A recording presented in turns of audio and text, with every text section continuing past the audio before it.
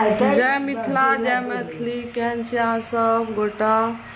और एतऽ देखियो हमर दादी हमरा पेड़वा खाए के लेल 200 टका दिला या। कथी ल दिला छी दादी? कबूतर ला। किया? खो। तू खैया दूध हले।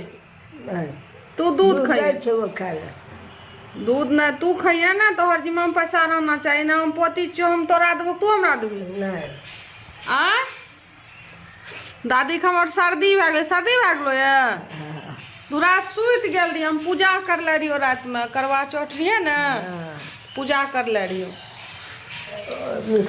गे दादी छतियन के छाल कनिटा आनि दिहन ना हमरा। जे छतियन के छाल तो छै उखाड़े में बड़ा दे अथी खसल। एको रति हमरा कहिए ना ककरो अलगा के देते। एखन रहबै ने काल चल जेबो। काले चल, बच्चा सबके स्कूल कमैया भए जाइ छै ना।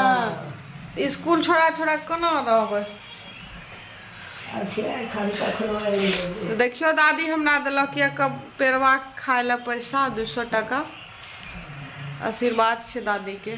और की ई पैसा पकड़ेबै ओकरे हम ले लेबै।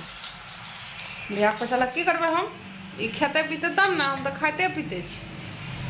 की सब खेली? खेलिए आलू कोबी तरकारी देलकै रहे। एकर कुदुना कनिया आ वहाँ दालि रहे। ओ दियो खाल कनिटा प्रसाद सब। कोन प्रसाद?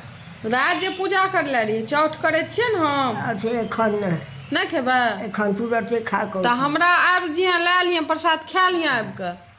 खा लेबो। सुनली? सर्दी के दवाई नहीं लिया? कनिटा जाइ छी सुतल रह, आराम करबै। रात नींद नहीं होइ छै।